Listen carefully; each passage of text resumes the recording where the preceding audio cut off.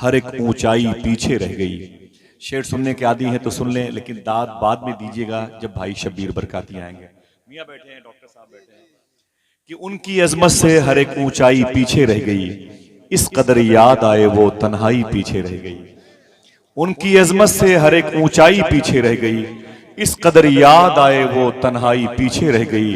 रहनुमाई कर रहा था किस कदर इश्क़े रसूल, दौलते दुनिया जो हमने पाई पीछे रह गई। रहनुमाई कर रहा था किस कदर इश्क़े रसूल, दौलते दुनिया जो हमने पाई पीछे रह गई। इससे पहले और भी लोगों ने नाते मनकबतें और बहुत सारे अशार पढ़े। अबरार काशिफ की एक हमदी अशारी पढ़ी गई। शायरी जो है ना वो दिल की आवाज़ का नाम है, सोज़े दुरूं का नाम है। ये दिल की कैफियत का वारदात क़ल्बी है। शायरी मेहनत के बलबूते पर होती है तो मशहूर होती है, लेकिन अगर अता की बुनियाद पर होती है तो मकबूल होती है। आप यहाँ पर बिला वजह नहीं बैठे कि आप घर में जमीनें नहीं है, बेड नहीं है, बिस्तर नहीं, चादरें नहीं है, घर से भगा दिए गए। ना ना ना ना, कोई बेस है, कोई रीजन है, कोई सबब है। आपके बैठने की वजह क्या है? मैं एक बात बताता हूँ, छोटी सी 1 से 1.5 मिनट की बात है। उसके बाद मुझे ना सुनना है और आपके कदमों के नीचे बैठ के सुनना भी है, उसे देखना भी है। लोगों ने कह रखा है कि ये मोहतरम शब्बीर बरकाती साहब बिलाल हबशी रज़ी अल्लाह तआला अन्हु की औलादों में से हैं। नहीं, ये उनका अपना हुस्न ज़न है। वो तो इथोपिया की ज़मीन पर पैदा हुए थे और मदीने मुनव्वरा में हुजूर की गुलामी अख्तियार की, और ऐसा आशिक सादिक ज़मीन के जजीरे पे न देखा गया। और फिर मुल्क शाम के एक अजीम शहर जो वहाँ की राजधानी है, जिसे दमिश्क कहते हैं, वहाँ एक अजीम कब्रस्तान है जो बाबू सगीर कब्रस्तान है। उसी कब्रस्तान में अगर आप सुभान अल्लाह कहने का वादा करो, बता दूं, इसी कब्रस्तान में मखदूमा सकीना और जैनब आराम कर रही हैं। इसी कब्रस्तान में हज़रत अमीर मुआविया आराम कर रहे हैं। इसी शहर में जनाब खालिद इब्न वलीद आराम कर रहे हैं। इसी शहर में हज़रत सुल्तान सलाहुद्दीन अय्यूबी आराम कर रहे हैं। इसी शहर में उमर बिन अब्दुल अजीज़ आराम कर रहे हैं। इसी दुनिया की सबसे अजीम कब्रस्तान में बाबू सगीर में एक तरफ हज़रत बिलाल हबशी भी आराम कर रहे हैं।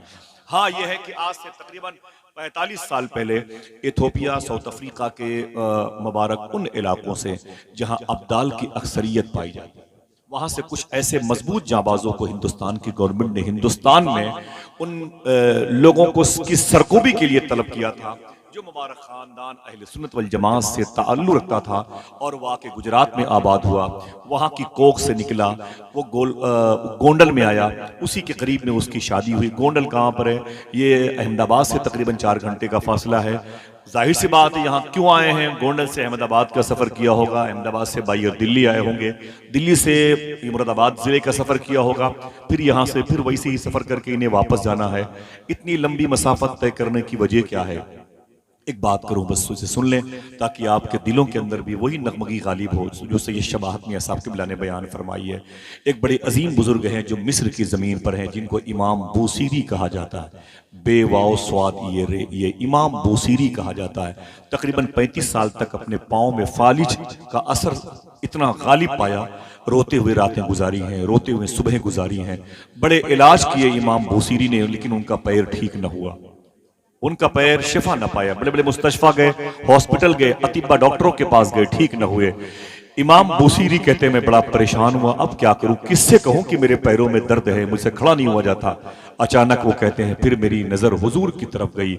मैंने कल्ब की आवाज सुनी कि अब हुजूर के अलावा किसी से न कहूंगा, किसी तबीब से किसी मतब में जाके न कहूंगा। इमाम बूसीरी कहते हैं मैंने कागज निकाला, कलम निकाला और एक नात लिखना शुरू कर दिया। दर्द बेदार हुआ तो नात लिखने लगे, कर्ब ने घेर लिया तो नात लिखी। सूफिया फरमाते हैं बेटियों की शादी ना हो तो नात पढ़ा करो, कारोबार कमजोर हो जाए तो नबी की नात पढ़ा करो, तुम्हें हालात ज़माना अपनी गिरफ्त में ले ले तो नबी की नात पढ़ा करो। समझे, नबी की नात का कमाल ये है, नबी के जिक्र का कमाल ये है। बकौल सूफी सुल्तान मियां, हुजूर के जिक्र का कमाल ये है कि हुजूर की मौजूदगी में होता है। इस जुमले को याद रखिएगा। इमाम बूसीरी कहते हैं मैंने नात लिखनी शुरू कर दी। अगर खुश होने का वादा करो बता दूं, अभी वो कहते हैं कि मैंने तकरीबन 160 अशआर लिखे थे। कितने?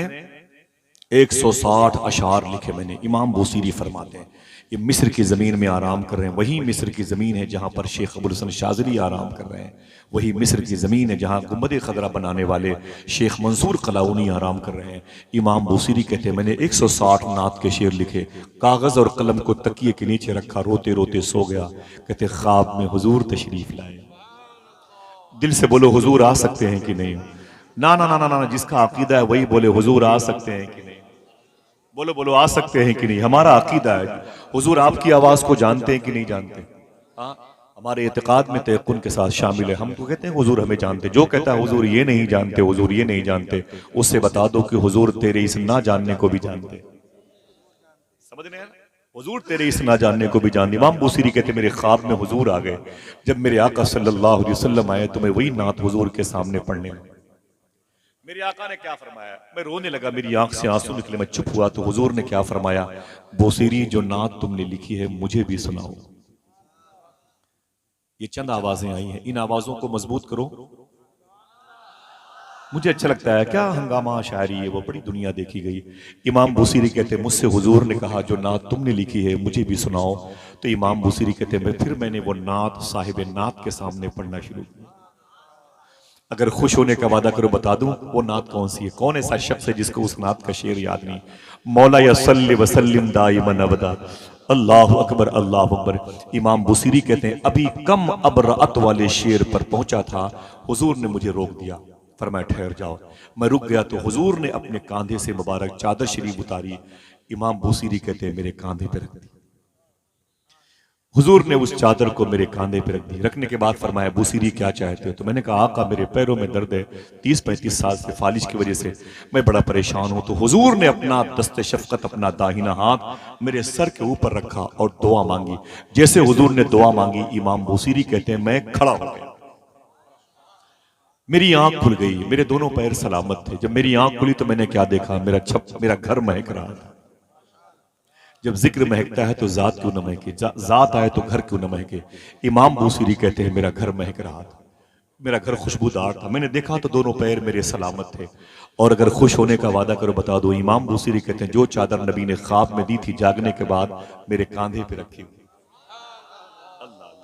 इमाम बूसीरी कहते हैं मैं उस चादर को चूमता रहा, तह करके उसे ऊंची जगह पे रखा। फजर की नमाज पढ़ने के लिए मस्जिद में गया, चैप्टर क्लोज। कहते वापस निकला ना तो मुझे नमाजियों ने कहा मुबारक हो बूसीरी, तेरे पैर सलामत है, मुबारक हो, तेरे पैर को दुरुस्तगी मिली, सलामत हो, तो सही साली में बहुत बहुत मुबारक हो। और आगे गया तो एक बुजुर्ग दरवेश मिल गए, बोले इधर आओ बूसीरी। मैं किनारे गया, मैंने कहा क्या बात है? उन्होंने मेरे कान में कहा जो नात तुमने रात में लिखी मुझे भी सुनाओ, जो नात तुमने रात में लिखी मुझे भी सुनाओ। तो इमाम बूसीरी कहते हैं नात तो मैंने रात में लिखी है, किसी को नहीं सुनाई, तुझे कैसे पता चला मैंने कोई नात लिखी है? तो उस बुजुर्ग ने कहा अरे बूसीरी, जब तुम उस नात को हुजूर को सुना रहे थे उस महफिल में मैं भी बैठा हुआ था। सब्ज शजर का पत्ता लाओ, नात नबी की लिखनी है, शाखे हिना का खामा लाओ, नात नबी की लिखनी है, इनसे काम नहीं चलने का, ये सब लफ्ज अधूरे हैं, जैसी जात है वैसा लाओ, नात नबी। बड़े अदब से गुजारिश कर रहा हूं, बड़ी मोहब्बतों के साथ। जी सुभान अल्लाह। इसी कलाम को कसीदे बुर्दा शरीफ कहते हैं, जो चादर ततहीर के माने में है। अगर आपको याद ना हो तो यूट्यूब के जरिए से इसे सेव कर लें, सोने से पहले वजू बना के इसे सुनते रहेंगे। कोई आए ना आए, मदीने वाले ख्वाबों में जरूर आ जाएंगे इंशाअल्लाह।